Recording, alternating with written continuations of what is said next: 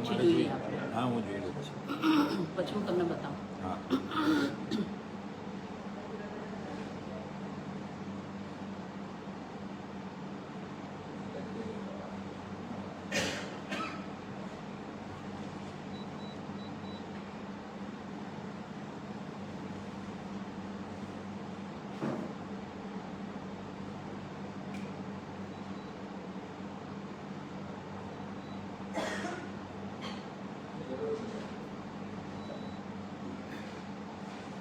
ओम हरि ओम श्री गुरुभ्यो नमः.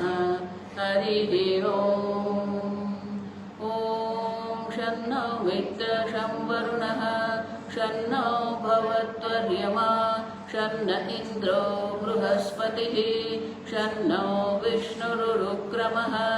नमो ब्रह्मणे नमस्ते वायो त्वमेव प्रत्यक्षं ब्रह्मासि त्वमेव प्रत्यक्षं ब्रह्म वदिष्यामि ऋतं वदिष्यामि सत्यं वदिष्यामि तन्मामवतु तद्वक्तारमवतु अवतु माम् अवतु वक्तारम्.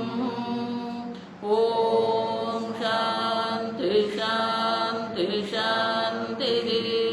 ॐ सहना भवतु सहनौ भुनक्तु सह वीर्यं करवावहै तेजस्विनावधीतमस्तु मा विद्विषावहै. ॐ शान्ति शान्ति शान्तिः. सदाशिवसमारम्भां शङ्कराचार्यमध्यमाम् अस्मदाचार्यपर्यन्तां वन्दे गुरुपरम्परां. श्रुतिस्मृतिपुराणानाम् आलयं करुणालयं नमामि भगवत्पादं शङ्करं लोकशङ्करं शङ्करं शङ्कराचार्यं केशवं बादरायणं सूत्रभाष्यकृतौ वन्दे भगवन्तौ पुनः पुनः. ईश्वरो गुरुरात्मेति मूर्तिभेदविभागिने व्योमवद्व्याप्तदेहाय दक्षिणामूर्तये नमः. निधये सर्वविद्यानां विषजे भवरोगिणां गुरवे सर्वलोकानां दक्षिणामूर्तये नमः. ॐ नमः प्रणवार्थाय शुद्धज्ञानैकमूर्तये निर्मलाय प्रशान्ताय दक्षिणामूर्तये नमः. मंगलाचरण एक साथ बोलिए.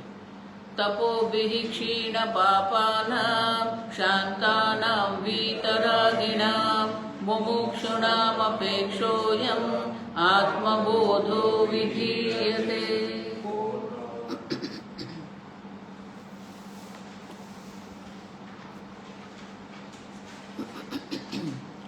श्लोक नंबर 11.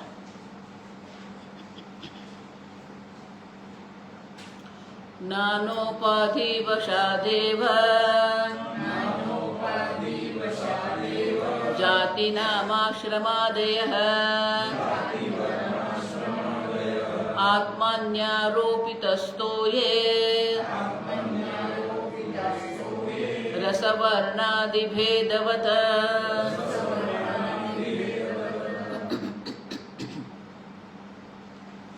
नाना उपाधि वशादेव. कल देखा हमने कि अनेक प्रकार की उपाधि है, उसमें भी अब शंकराचार्य जी मनुष्य पर आते हैं. विविध प्रकार की उपाधि है. अब मनुष्य की बात शंकराचार्य जी कर रहे हैं. जाति वर्णाश्रमादय.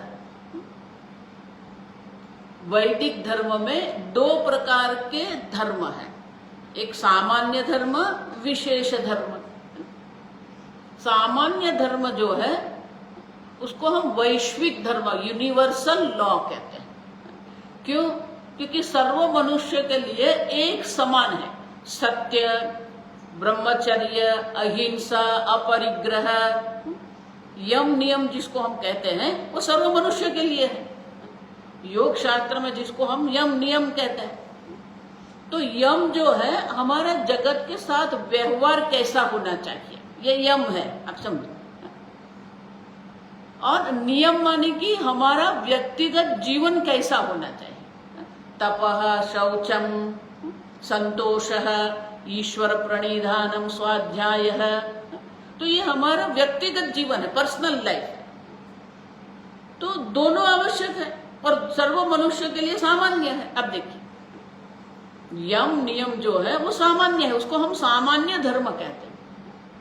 अमेरिका में भी सत्य बोलना वो धर्म है, चोरी न करना वो भी क्या है, धर्म है, हिंसा न करना वो भी धर्म है। अब देखिए, तो सामान्य धर्म जो देखो, इसीलिए ये सामान्य धर्म समान है ना, इसलिए सर्व लोग सर्वधर्म समान सर्वधर्म करते रहते हैं। लेकिन वैदिक धर्म की विशेषता ये है कि हमारे पास विशेष धर्म है। आप समझो, गीता में भी अर्जुन भगवान को कह रहा है कि ये अगर हो गया युद्ध, अब देखिए, कुल धर्माणाम, अर्जुन शब्द प्रयोग कर रहा है। अब देखिए, तो जाति धर्म होते हैं, वर्ण धर्म होते हैं, कुल धर्म होते हैं। प्रत्येक कुल के गुरु होते थे, राजगुरु, तो उनके नियम के अनुसार जीवन है। यादव कुल के जो नियम है या कुरु कुल के जो नियम है अलग है। अब देखिए, उसी प्रकार से ग्राम धर्म होते हैं, अब समझो, मतलब देश आधारित धर्म होते हैं, काल आधारित धर्म होते हैं। आप यहां स्नान करके भगवान की पूजा करते हैं, यह यहाँ है, ये हमारे देश एक पर आधारित। अब बद्रीनाथ जाएंगे, आप सोचेंगे वहां 2 बकेट का मैं स्नान करूं और फिर भगवान के दर्शन के लिए जाऊं। अब इतनी ठंडी में हम कहा, इतनी शीत है वहां, वो गर्म पानी लाता है ना, वो गर्म पानी भी ठंडा हो जाता है। तो हम ऐसे कहते हैं वहां राजस्थान स्नान होता है। अब देखो, ऐसे ही टोलिया थोड़ा गर्म पानी में डुबा दिया और शरीर को पोंछ दिया, काम हो गया। अब देखो, उसे देश धर्म कहते हैं। काल धर्म होता है, ग्रहण के दिन क्या करना है, एकादशी के दिन क्या है, नवरात्रि होती है तो क्या करना है। अब देखिए, काल धर्म है, आप समझो। तो ये विशेष धर्म हमारे हैं। तो शंकराचार्य जी आदय आदि कह के कह रहे हैं कि जाति धर्म है, वर्ण धर्म है, कुल धर्म है, देश धर्म है, काल धर्म है। अब सुन, तो ये भी आवश्यक है।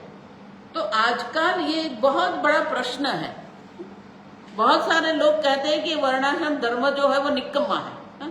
एक महात्मा ने तो पुस्तक भी लिख दिया था गुजराती में बहुत वर्षों पहले, जाति धर्म के कारण देश का पतन। अब देखो, हमारे गुजरात के ही है। फिर उनके सामने मैंने एक पुस्तक निकाली, उत्तर तो देना पड़ता है, आप समझो, कि वर्णाश्रम धर्म की यथार्थता। तो विशेष धर्म है, आप समझो। गीता में भगवान स्वयं कह रहे हैं। अब जब भगवान स्वयं कह रहे हैं तो हम उसको तो ये नहीं कह सकते कि ये भगवान कह रहे हैं वो गलत है। चातुर्वर्ण्यम मया सृष्टम गुण कर्म विभागशः, अब देखिए स्पष्ट रूप से है। और दोनों जो है वो विभाग के आधार क्या है, 2 है। अब देखो, जाति आधार नहीं है, गुण कर्म विभागशः। अब देखिए, तो कर्म का विभाग तो भगवान 18वें अध्याय में बताते हैं। ब्रह्म कर्म क्या है, क्षात्र कर्म क्या है, वैश्य कर्म क्या है। अब देखो, शूद्र कर्म क्या, वो कर्म बताते हैं। अब गुण कर्म क्या है, आप देखिए।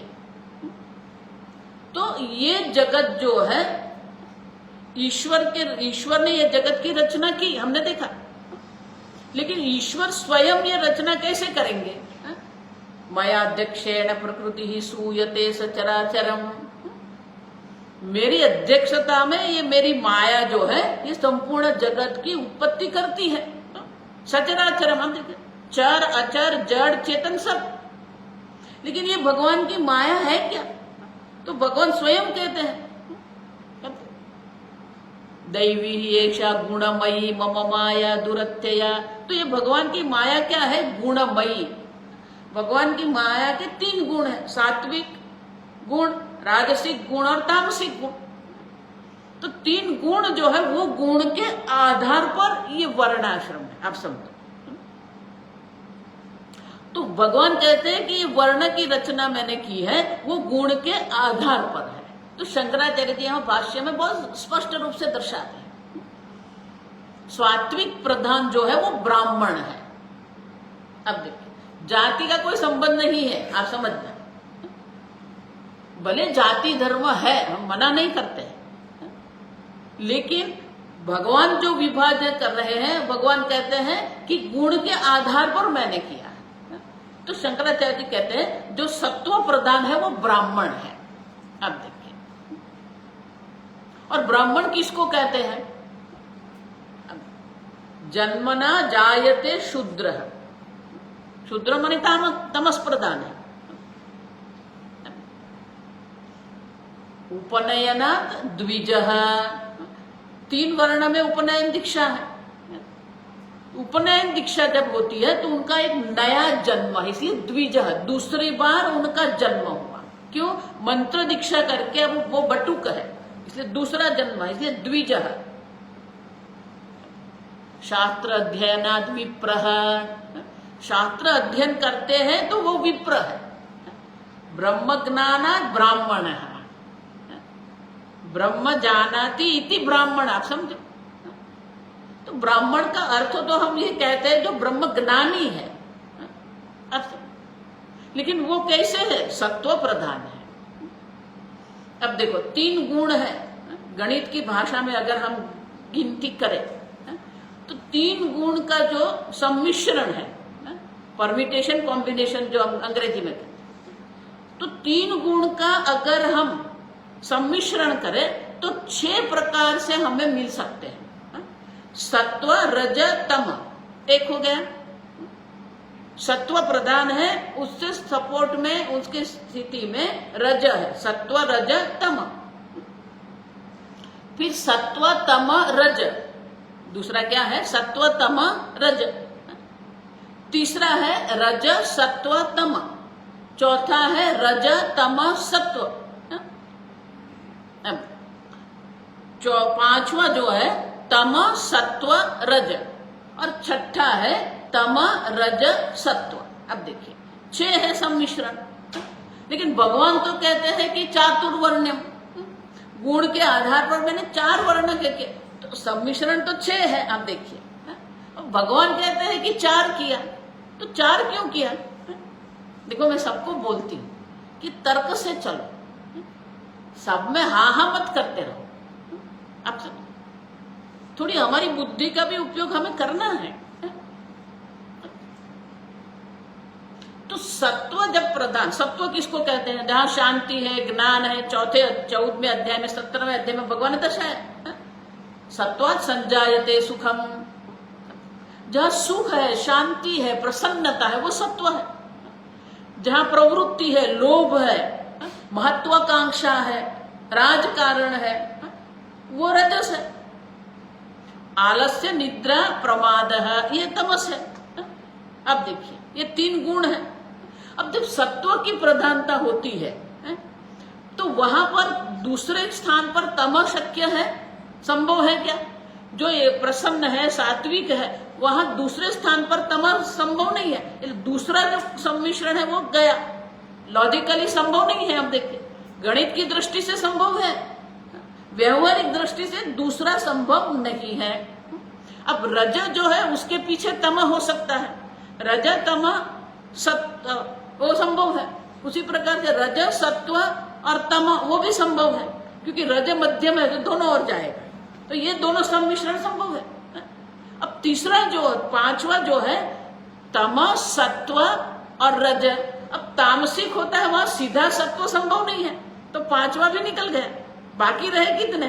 4। अब देखिए गणित की भाषा में 6 है, लॉजिकली तर्क की दृष्टि से देखते हैं तो 4 ही संभव है।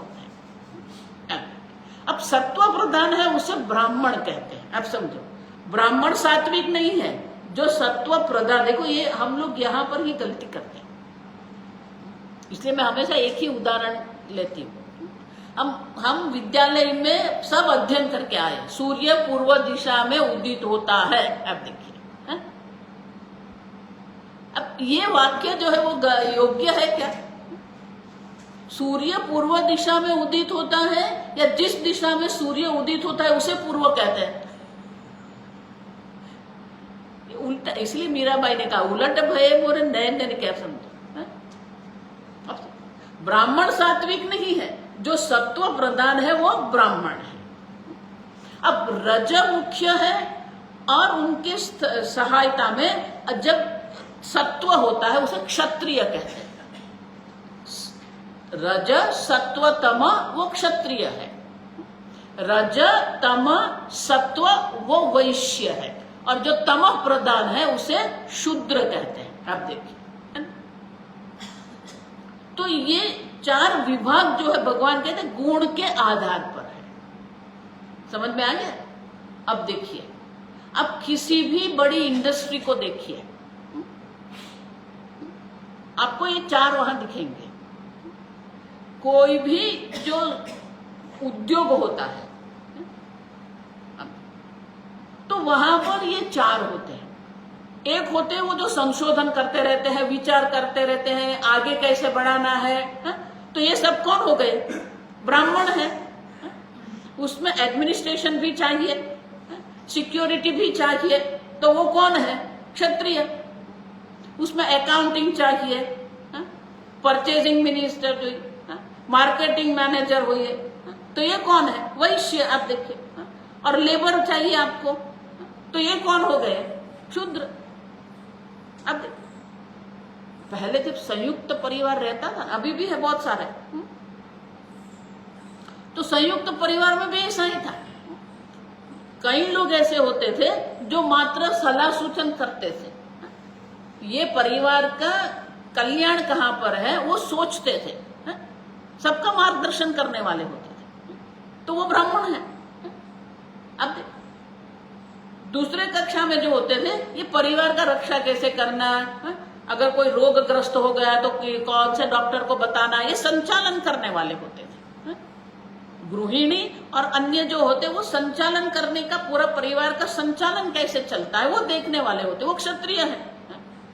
तीसरी कक्षा में आते हैं कि आय कैसे बढ़ानी है, परिवार चलाना है तो धन की आवश्यकता है, तो धनोपार्जन कैसे करना है, तो वो हो गए वैश्य। और बहुत सारे लोग होते वो घर में काम करते थे, घर की सफाई करनी है, बच्चों को संभालना है, तो ये शूद्र हो गए। अब देखिए, तो एक ही परिवार में चार हुए कि नहीं हुए? अब देखिए, अब कहीं पर जाइए, अब सरकार देखेंगे, सरकार में भी वही है। माने ये जाति छोड़ दो, आप सब स्थान पर आपको ये दिखने को मिलेगा। कॉलेज है, कॉलेज में भी आपको दिखने का मिलेगा। प्रोफेसर जो वो ब्राह्मण है, एडमिनिस्ट्रेशन करने वाले जो होते हैं वो क्षत्रिय है, सिक्योरिटी वाले क्षत्रिय है, वहां पर भी अकाउंटिंग चलता है, तो अकाउंटिंग करने वाले वो कौन है? वैश्य है। और वहां पर भी सफाई कर्मचारी होते वो कौन है? शूद्र है। अब देखिए, आप समझ गए, सब स्थान पर है, कहीं पर भी आप देखिए ये मिलेंगे। हॉस्पिटल है, हॉस्पिटल में भी आपको चार मिलेंगे, आप समझो। लेकिन ये जाति प्रधानता जो है ना, ये गड़बड़ कर दी हमने। और 1800 सदी में, 1700 सदी में ये थोड़ा गड़बड़ हुई थी, अब समझो। लेकिन उनके पीछे भी कारण था। क्यों? क्योंकि जो अन्य धर्मी हमारे देश में आए और उनके कारण हमारी जो व्यवस्था जो थी ना, व्यवस्था में गड़बड़ हो गई थी, आप समझो। और इसलिए ब्राह्मण लोग थोड़े चुस्त हो गए, रूढ़ि चुस्त हो गए थे, क्योंकि तभी तो रक्षा होगी। आप समझो, वेद की रक्षा के लिए ब्राह्मण थोड़े क्या हो गए थे? ऑर्थोडॉक्स बन गए। तो उनकी ऑर्थोडॉक्सी से ही वेद है, आप समझना ठीक से। अगर वो ऑर्थोडॉक्स नहीं होते तो आज हमारे पास वेद नहीं होता, आप समझो। दूसरा, वो लोग जो कन्या को उठा के ले जाते थे, इसलिए बाल विवाह शुरू करना पड़ा, क्योंकि विवाहित को वो नहीं पकड़ते थे। दूसरा, रक्षा करने के लिए फिर घूंघट आरंभ करना पड़ा। तो वो विधर्मी के कारण ये अनेक प्रकार की जो हमारी प्रथा का आरंभ हुआ, अब वो नहीं है तो आवश्यक भी नहीं है अभी। अब तो ये जो दूषण जो हम देख रहे हैं वो काल के आधार पर, इसलिए मैंने कहा काल धर्म, आप समझो काल ऐसा था कि हमें ये करना पड़ा। अब मंदिर में भी वही होते हैं, जो पूजा करने वाले वो ब्राह्मण है, एडमिनिस्ट्रेशन करने वाला क्षत्रिय है, दान धान धर्म का जो करते हैं वो जो है वैश्य है, और सफाई करने वाले शूद्र है। अब देखिए शंकराचार्य जी ये 18वें अध्याय में लिखते हैं, स्वे से कर्मणि निरतः, भगवान जब कहते हैं तो शंकराचार्य जी बहुत सुंदर कहते हैं कि ऐसा नहीं है कि मंदिर में पूजा करने वाला जो वो स्वर्ग में जाएगा और शूद्र नहीं जाएगा। चारों मंदिर में सेवा कर रहे हैं और प्रमाणिकता पूर्वक भक्ति भाव से वो अगर सेवा कर रहे हैं तो चारों को स्वर्ग की प्राप्ति है। आप देखिए वहां कोई पक्षपात नहीं है। पुजारी को भी अगर वो प्रमाणिकता पूर्वक भगवान की सेवा कर रहा है, भक्ति भाव से भगवान की सेवा कर रहा है, शूद्र भी भक्ति भाव से कर रहा है, तो उनको भी स्वर्ग की प्राप्ति है। अब समझो क्यों, स्वे स्वे कर्मणि अभिरता है। आप अपने कर्तव्य कर्म का पालन करो, फिर वो क्षत्रिय धर्म है या फिर वो शूद्र धर्म है। अब देखिए तो ये हो गया धर्म। आप समझो अब विशेष धर्म की आवश्यकता क्यों है, प्रयोजन क्या है, आप देखिए। तो हमारा शास्त्र जो है वो कहते हैं गुण कर्म विभागशः, तो ये गुण के अनुसार हमारे कर्म होने चाहिए। अहमदाबाद में एक दंपति थे, वो दोनों डॉक्टर, उनके पुत्र पुत्री भी डॉक्टर। आप समझो उनके पुत्र को भी डॉक्टर बनाया, फिर उनके विवाह जो हुआ वो जो बहू थी पुत्र वधू थी वो भी डॉक्टर। अब वो जो पुत्र था, ये सत्य घटना है, वो सर्जन बन गया, बड़ी सी हॉस्पिटल उनकी, वो पुत्र वधू गायनेकोलॉजिस्ट, वो भी हॉस्पिटल में, माता पिता भी हॉस्पिटल में, बहुत अच्छी तरह जब चल। अब वो जो पुत्र जो था ना, माता पिता ने बोल दिया डॉक्टर बन गया, सर्जन बन गया, बुद्धि थी सर्जन बन गया, सर्जरी करने लगा, लेकिन कहीं पर ही वॉज नॉट सेटल्ड। हम कहते हैं ना बुद्धि से उनको मजा नहीं आ रही थी। अब उन्होंने जब आरंभ किया 5 वर्ष के बाद बहुत सारे मेडिकल इंस्ट्रूमेंट आरंभ हो गए। ये 20-25 वर्ष पहले की बात करें, पहले तो कोई ऐसे इंस्ट्रूमेंट बहुत थे नहीं, ये 25 वर्ष पहले ही नए नए इंस्ट्रूमेंट आने आरंभ हो गए। तो वो तो सर्जन था, तो सर्जन तो बहुत सारे इंस्ट्रूमेंट की आवश्यकता पड़ती है, तो वो फिर नया नया लेता था।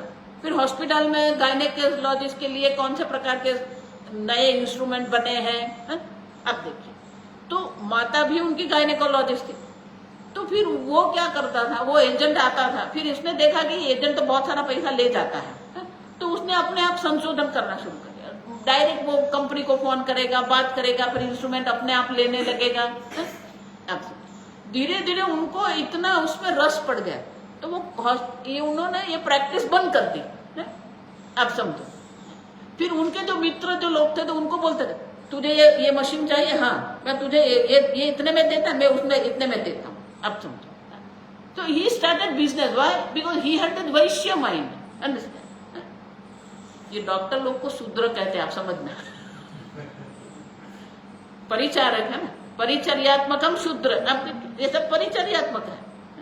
अब सब भले बुद्धि से कितने भी है, लेकिन कर्म की दृष्टि से अगर देखते हैं तो वो कौन है, परिचर्यात्मकम शूद्र। ये डॉक्टर लोग शूद्र होते हैं, समझो। मैं नहीं कह रही, भगवान कह रहे हैं। अब तो उनकी बुद्धि वैश्य थी, छोड़ दिया, बोल दिया मम्मी को, मम्मी ये सर्जरी बंद करता हूं, मैं तो यही काम करने वाला हूं।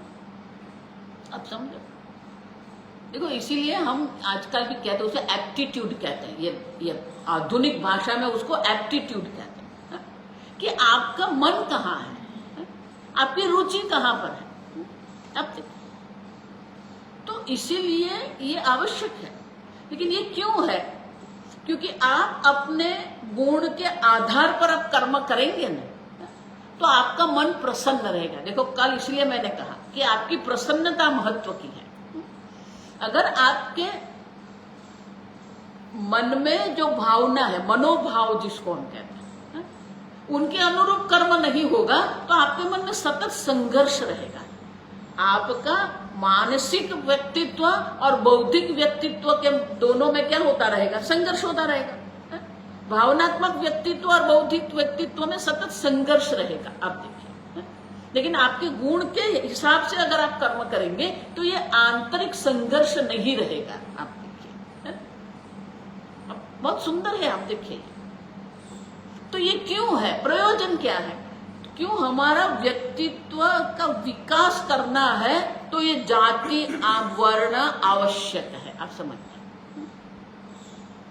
आजकल जितने भी ये आधुनिक जो हमारी अध्ययन पद्धति जो है, उसमें व्यक्तित्व का विकास की कोई बात नहीं है। देखिए आजकल के जो बालक विद्यार्थी हैं, बौद्धिक रूप से तो वो 99% लाते हैं, मानसिक रूप से वो क्या होते हैं? मैच्योरिटी नहीं है उनको। मानसिक भावनात्मक परिपक्वता जिसको हम कहते, स्वामी जी का बहुत सुंदर पुस्तक है इमोशनल मैच्योरिटी। तो भावनात्मक रूप से हम कितने मैच्योर है, परिपक्व है। वो लोग छोटी छोटी बात में बिल्कुल हताश निराश हो जाते हैं, डिप्रेस हो जाते हैं।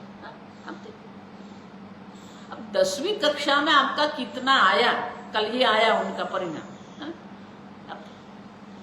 तो ये कोई जीवन का अंत थोड़ा, लक्ष्य थोड़ा है। अभी ये वहां पर एकात्म पर्व में संवाद था, तो किसी ने पूछा, तो मैंने बहुत सुंदर कहा कि always you go with option. जीवन में हमेशा हमें विकल्प के साथ जीवन जीना है। ये नहीं हुआ तो सेकंड बी प्लान, सी प्लान रखना चाहिए, तो कभी डिप्रेशन नहीं आएगा। लेकिन एक ही लक्ष्य आप रखेंगे ना, तो डिप्रेशन रहेगा। हमारे साथ विद्यालय में जो एक लड़की पढ़ती, उनके माता पिता ने उसके मन में ऐसा दबाव डाल के रखा था, डॉक्टर बनना है, तो वो भी डॉक्टर बनना, अब वो नहीं हो सका। एक मार्क के लिए, एक गुण के लिए उनका एडमिशन नहीं हुआ। वो इतने डिप्रेशन में गई कि बाकी का कॉलेज पढ़ाई भी उनकी नहीं हो सकी। अब तो हमारा जीवन अनेक विकल्प, स्वामी जी बहुत सुंदर कहते हैं कि life is full of option, but we have to find out the options. तो डिप्रेशन नहीं रहेगा। ये नहीं तो ये नहीं तो ये। अब देखिए, आप समझो, लेकिन उनके गुण के हिसाब से आप चलो। और इसलिए भगवान यह कहते हैं कि अगर आप अपने गुण के अनुरूप कर्म करेंगे, स्वे स्वे कर्मणि अभिरतः, अब देखो तो क्या होगा? स्वकर्मणा तमभ्यर्च्य सिद्धिम विन्दति मानव। आप अपने कर्म के अनुरूप, आपके गुण के अनुरूप कर्म करेंगे तो आपको सिद्धि की प्राप्ति होगी। वहां सिद्धि मानी प्रथम सिद्धि जो है वो हमारे अंतःकरण की शुद्धि है। आप सत्व शुद्धि जिसको कहते हैं, क्योंकि जब तक सत्व शुद्धि नहीं होगी ब्रह्म ज्ञान की कोई संभावना नहीं है। और इसलिए यहाँ कहते हैं कि भले मनुष्य की भी उपाधि में अनेकता, नाना उपाधि वसाद मानी कि मनुष्य की भी अनेक उपाधि है, अनेक प्रकार की है, लेकिन उनका जो विभागीकरण है वो क्या है? जाति वर्ण। तो जाति वर्ण आश्रम। अब आश्रम क्या है? आप देखिए, आश्रम धर्म जिसको कहते हैं, गुण धर्म, कर्म। आश्रम किसको कहते हैं? हमारे जीवन की जो अवस्था है, प्रथम अवस्था को ब्रह्मचर्य आश्रम कहते हैं। आश्रम मानी अवस्था जीवन की। दूसरे को गृहस्थ कहते हैं, तीसरे को हम कहते हैं वानप्रस्थ, और चौथा होता है संन्यास। अब तो ब्रह्मचर्य आश्रम माने कि अध्ययन, अपने कुल, अपने गुण के अनुसार शास्त्र अध्ययन कर। राम भगवान भी गए गुरुकुल में, पांडव भी गए गुरुकुल में, आप देखिए। तो उस वक्त जो हमारी शिक्षा पद्धति जो थी, ये छांदोग्य उपनिषद में भी आता है, श्वेत केतु 12 वर्ष का हुआ तब तक घर में रहकर ही अध्ययन करता था। 13वें वर्ष में उनको कहाँ भेजते थे? गुरुकुल। This is the best solution, understand, for this teenagers, how to handle teenagers. फिर 12 वर्ष वो गुरुकुल में रहते थे। तो 12 वर्ष गृह में रहकर, घर में रहकर ही अध्ययन करना है। देखो कौरव पांडवों को भी वही था। पहले उनके जो कुल गुरु थे कृपाचार्य, भीष्म पितामह और कृपाचार्य ने सामान्य अध्ययन सब वहां हुआ। फिर कृपाचार्य ने कहा कि मेरे बहनों है, कृपी के पति है, वो धनुर्विद्या में अत्यंत कुशल है। तो भीष्म पितामह ने कहा ठीक है गुरुकुल बना दो। अब क्षत्रिय थे तो क्षत्रिय आधार पर वो गुरुकुल बना दिया, और वो गुरुकुल में द्रोणाचार्य को आचार्य नियुक्त किया, और वहां नियुक्त करके वो 105 को वहां भेज दिया। अब देखिए, क्षत्रिय थे तो धनुर्विद्या है, ब्राह्मण है तो संस्कृत पाठशाला में भेजना है। अब वैश्य है तो उनके अनुसार होता है। अब सब तो ब्रह्मचर्य आश्रम जो है ये सबके लिए कंपलसरी है, आप समझना ये ठीक से। ब्रह्मचर्य आश्रम माने कि मिनिमम एजुकेशन होना चाहिए। क्यों? क्योंकि तभी हमारी बुद्धि का विकास होता है। ये गणित हम पढ़ते, भले कुछ याद नहीं है, भौतिक शास्त्र पढ़े हम, रसायन शास्त्र पढ़े हम, कुछ याद नहीं है, लेकिन उनके कारण हमारी बुद्धि का विकास होता है। फिर गृहस्थ आश्रम, लेकिन ब्रह्मचर्य आश्रम में हमें विकल्प देने दे। अगर किसी को ये व्यवहारिक जीवन में रुचि है ही नहीं, स्वामी समर्थ रामदास के तो हम जानते हैं, सावधान सावधान, वो क्या कर गए? भाग गए। क्यों? क्योंकि सांसारिक जीवन में रुचि थी ही नहीं उनकी, वो माता पिता ऐसे ही कर रहे थे। तो जिसको गृहस्थ आश्रम है, बहुत सुन गए हैं, उनका भी जो है करने वाला कौन है? गृहस्थ है। और सन्यासी को भिक्षा देने वाला भी कौन है? गृहस्थ है। इसलिए मैं हमेशा कहती हूँ, जहां जाते हैं हमें एक अन्नपूर्णा ढूंढनी पड़ती है, भिक्षा देहि भगवती। संपूर्ण वैदिक धर्म का जो आधार है वो गृहस्थ आश्रम है। आज ये गृहस्थ आश्रम में इतनी बड़ी गड़बड़ हो गई है, आप समझो,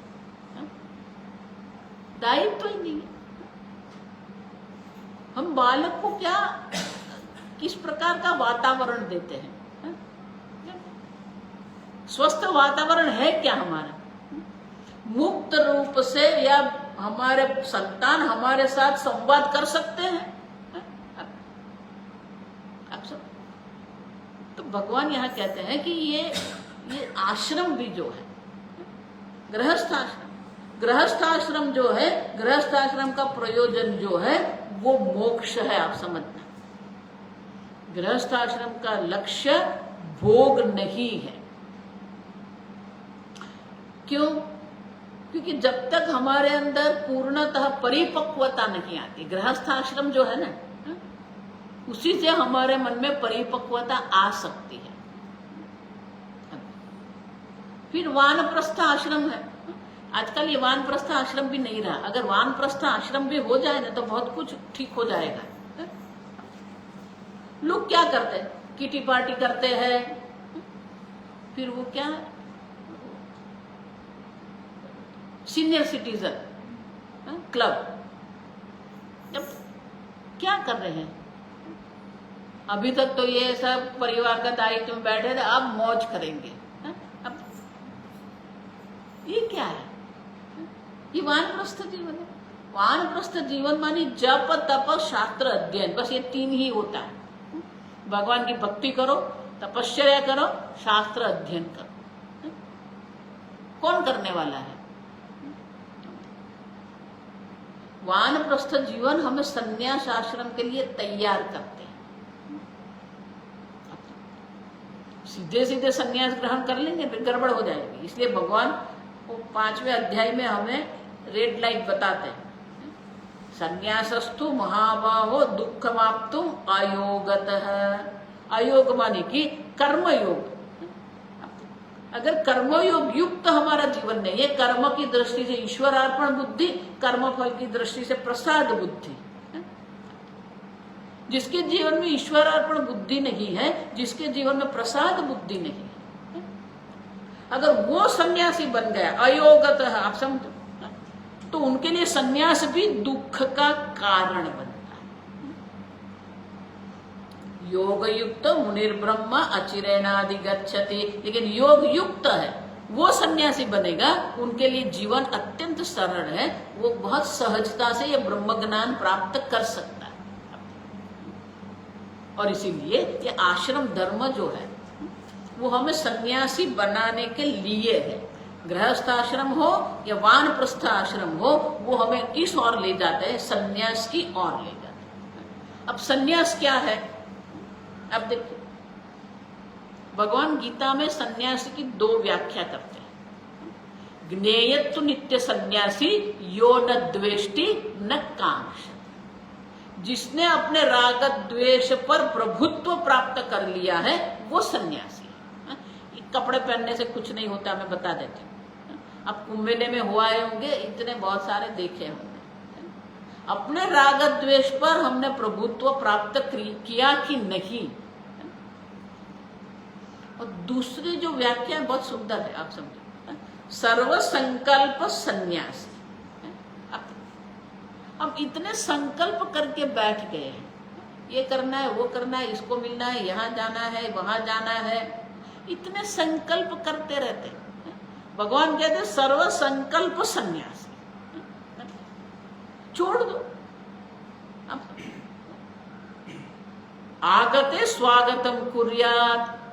आपके जीवन में जो भी परिस्थिति आती है आप उनका स्वागत करो।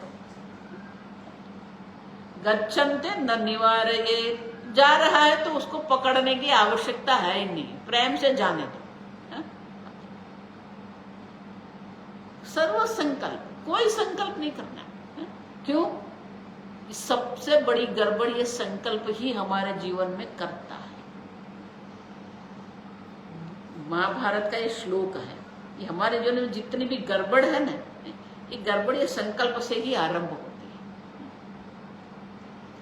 है। भीष्म पितामह कहते हैं, देखो ये सब हमारे शत्रु, तो भगवान कहते हैं जही शत्रु काम रूप दुरासनम। ये हमारा शत्रु एक ही एक काम है, इच्छा। वही इच्छा 2 प्रकार से, राग और द्वेष के रूप में। अब समझो, एक ही इच्छा है, वो राग द्वेष होती है। तो भीष्म पितामह बहुत सुंदर कहते हैं, कामम जानामि ते मूलम। अब हे काम, मैं तेरा मूल जानता, संकल्पात खिल जायते। तो उत्पन्न कहां से होता है? संकल्प से ही उत्पन्न होता है। जब तक आपके मन में सुख या दुख का संकल्प नहीं होता है, तब तक इच्छा बनती नहीं है। आप समझे, संकल्पात खिल जायते। तो भीष्म पितामह कहते हैं, ना हम संकल्प ईष्यामि, मैं कोई संकल्प करूंगा ही नहीं। अब हम सुख दुख बुद्धि करते हैं, ये सुख है, ये दुख है, ये योग्य है, ये अयोग्य है, ये बुरा है, ये अच्छा है, हमारा ही संकल्प है। अब सब भीष्म पिता कहता है, मैं किसी के लिए भी किसी प्रकार से भी कोई संकल्प नहीं करूंगा। स्वामी जी उनके लिए शब्द प्रयोग करते थे, नॉन जजमेंटल। किसी के लिए भी कोई जजमेंट करने की, कोई अभिप्राय बनाने की आवश्यकता ही नहीं है।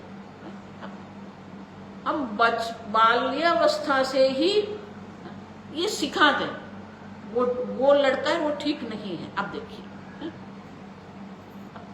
इससे बात मत करना। अब क्या सिखा रहे हैं हम बच्चों? हम उसे जजमेंटल बना रहे हैं। अब तो भीष्म पिता कहते हैं, मैं संकल्प ही नहीं कर, ये न त्वम जायसी, जिसके कारण तू उत्पन्न होगा। आप देखिए, और इसलिए भगवान कहते हैं सर्व संकल्प संन्यास। किसी के भी बारे में किसी प्रकार का भी कोई अभिप्राय बनाने की आवश्यकता नहीं है, वो हमारा काम नहीं है। अब देखिए, मैं अलग प्रकार से कहती हूँ, ये राग द्वेष है, ये संकल्प है, ये इच्छा है, ये सब हमारी बुद्धि को इतने व्यस्त रखते हैं कि हमारे पास ईश्वर चिंतन, ब्रह्म चिंतन के लिए कोई समय रहता ही नहीं है।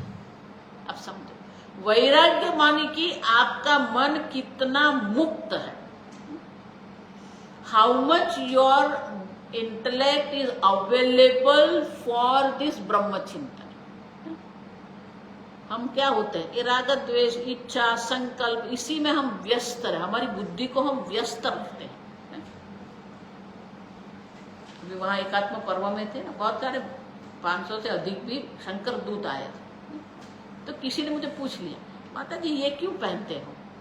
मैंने बोला ये पहनते हैं ना, और कोई चिंतन नहीं करना, आज कौन से रंग का पहनना है, और मैचिंग करना है कि नहीं करना है, फिर ये रेमंड का है या फिर ग्वालियर का है, ये कुछ चिंतन नहीं करना। हमारा मन क्या हो गया, मुक्त हो गया। अब देखिए, एक वस्त्र हमने निश्चय कर लिया, हमारा मन क्या हो गया, मुक्त हो गया। अब देखिए, वैराग्य माने आपका मन कितना मुक्त है ये गड़बड़ से।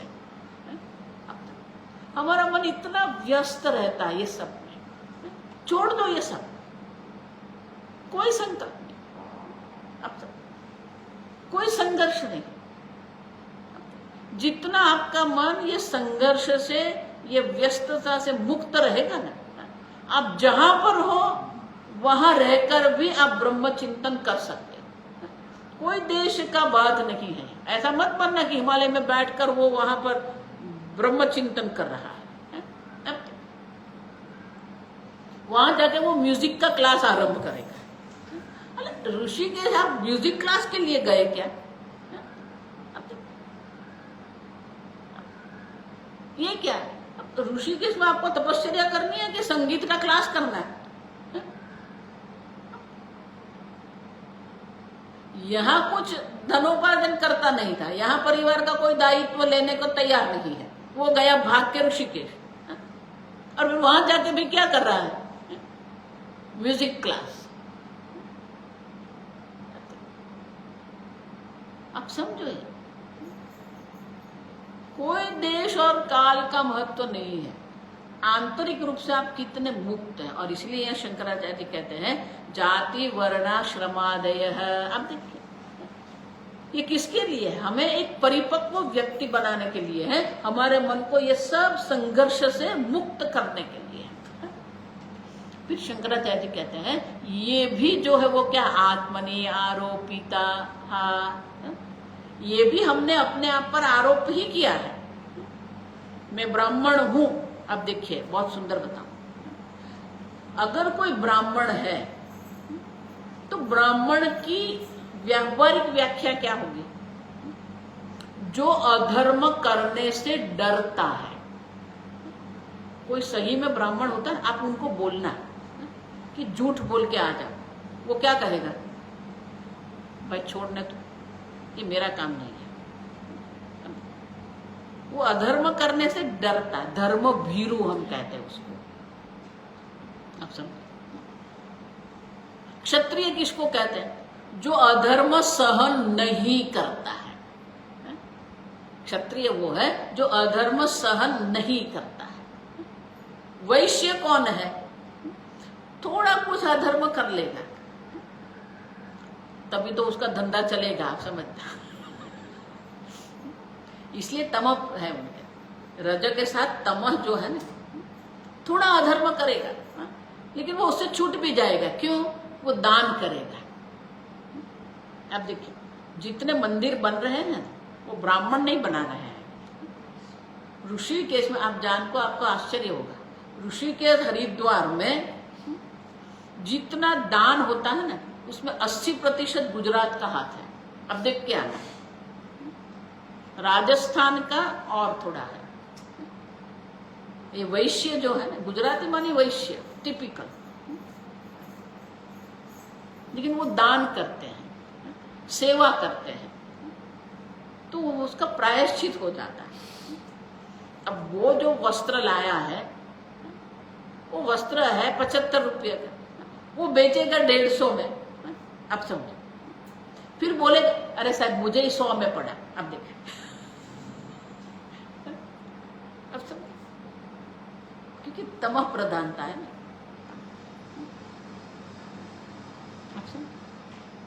माने जो थोड़ा कुछ अधर्म कर लेगा, लेकिन किसी को नुकसान नहीं करेगा। आप समझते, आजकल जो ये इंडस्ट्री जो है, कॉर्पोरेट वर्ल्ड जो है ना, ये हिंसात्मक है। आप समझना, अब यहाँ उसकी चर्चा नहीं करेंगे, लेकिन आप समझ लो कॉर्पोरेट वर्ल्ड जितना भी है, ये जितने ONGC चल रही है, ये भेल चल रहा है, ये सब जो है ना हिंसात्मक है। आप समझ, हम उसकी बात नहीं कर रहे, ये बाद में आई चीज है। और शूद्र क्या है? शूद्र आप जितना कहेंगे ना उतना करेगा।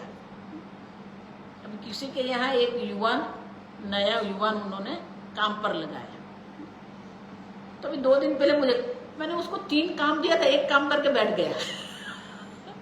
क्यों? उसकी बुद्धि वही है, उसको 3 काम एक साथ देंगे ना, वो 1 काम करेगा फिर बैठेगा। बोला तू एक साथ क्यों बोल रही है? उसको बोल ये काम करके आ जाए, बाकी दूसरा बाद में मैं बताती हूँ। That is how they are. तो एक पत्नी ने पति से कहा ये क्या कर रहे हैं, सोचता ही नहीं। तो पति ने बहुत सुंदर उत्तर दिया, अगर वो सोचता ना तो तेरे यहाँ काम नहीं करता। उसकी बुद्धि ऐसी ही है। आपको विचार करना है कि उसके पास काम कैसे कराए। ये शूद्र होते हैं, जितना बोलेंगे उतना करेंगे, उससे अधिक कुछ नहीं करेंगे। उसके लिए हमारे स्वामी जी बहुत सुंदर दृष्टांत है, क्योंकि उसने दूध गर्म करने को रख दिया, बोला तू दूध देखता रहना, वो वहां खड़ा रहा। दूध क्या हुआ, उबर गया। अरे आपने बोला था देखना है, तो मैं देखता हूं। ये शूद्र होता है। लेकिन ऐसा नहीं कि शूद्र को मोक्ष की प्राप्ति नहीं होती है। अब तो जब वो अपना कर्तव्य कर्म का पालन करता है तो धीरे धीरे वो राजसिक बनेगा। तामसिक में से क्या होगा? राजसिक बनेगा। वो राजसिक में से फिर वो सात्विक बने। ये प्रक्रिया है, आप समझो। तो हमें सबको बनना तो ब्राह्मण ही है, आप समझो, सत्व प्रधान ही बनना है, लेकिन ये प्रक्रिया है।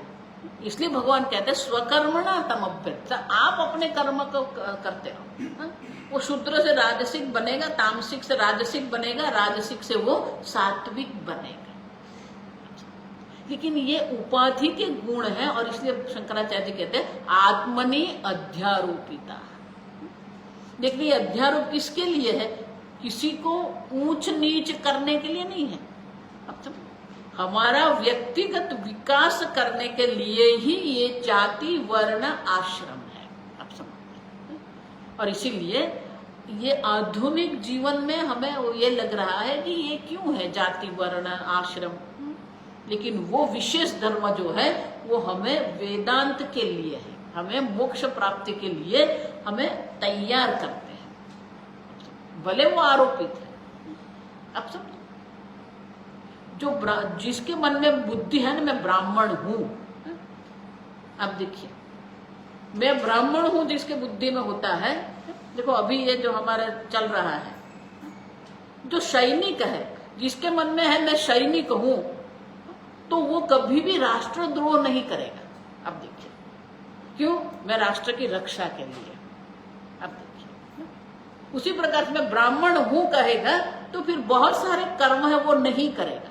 माने कि ब्राह्मणत्व जो है वो आपको अधर्म से बचाता है। क्षत्रियत्व जो है वो भी आपको, देखो इसलिए भगवान अर्जुन को कहता है तू क्षत्रिय है। क्षत्रिय है तो धर्म की रक्षा करना तेरा कर्तव्य है। अब देखिए, अधर्म को सहन न करना तेरा कर्तव्य है। आप समझो, शूद्र में भी अगर मैं शूद्र हूं, मैं परिचारक हूं, तो उनके मन में क्या आएगा, मुझे सेवा करनी है। अब देखिए, तो वो सेवा भाव जो है उसे क्या करेगा, अन्य प्रकार की अधर्म की प्रवृत्ति से उसे दूर रखेगा। आप समझो, तो ये आवश्यक है। मैं ब्राह्मण हूं, महर्षि बहुत सुंदर कहते थे कि अगर आप में ब्राह्मणत्व आरोप है ना, तो आप बहुत कुछ कर्म से, अधर्म से बच जाएंगे। ये मैं नहीं करूंगा, और इसीलिए ये भले आरोपित है, लेकिन ये हमारे जीवन को परिपक्व बनाने के लिए है। तो शंकराचार्य यह दृष्टा रस वर्णाधिवत, रस मानी जल जो है, में वर्ण माने कि जल में जो रंग आप डालेंगे वो रंग का दिखेगा। जिस आकार के पात्र में लगाएंगे वो उसी प्रकार से ये गुण और कर्म जिस प्रकार से, उसी प्रकार से हमारा मन बनता है। रस वर्ण, जल में अगर आप नींबू का जल रस डाल देंगे तो क्या होगा, वो खट्टा होगा। उसमें आपने शक्कर डाल दिया तो वो मीठा हो जाएगा। तो जिस प्रकार से जल एक है, वो निरस है, उसमें कोई स्वाद नहीं है, उसी प्रकार से आत्मा जो वो क्या है, निर्गुण निराकार है। जिस प्रकार का आरोप करेंगे उस प्रकार से आपको दिखेगा। ये ब्राह्मण है, ये क्षत्रिय है, ये युवान है, ये वृद्ध है, ये गुजराती है, ये पंजाबी है, ये बंगाली है। अब देखिए, और ये शंकराचार्य कहते हैं कि उपाधि के आधार पर, जाति के आधार पर, गुण के आधार पर, कर्म के आधार पर हम ये आत्मा पर आरोपित करके रखा है, क्योंकि आत्मा स्वयं में तो सच्चिदानंद स्वरूप है, लेकिन ये आरोप जो है वो हमारे परिपक्व बनाने के लिए है। आगे हम संध्या काल में देखेंगे। ओम असतो मा सद्गमय तमसो मा ज्योतिर्गमय मृत्योर्मा अमृतंगमय। ओम पूर्णमदः पूर्णमिदं पूर्णात् पूर्णमुदच्यते पूर्णस्य पूर्णमादाय पूर्णमेवावशिष्यते। ओम शांति शांति शांति। हरि ओम। श्री गुरुभ्यो नमः। हरि ओम।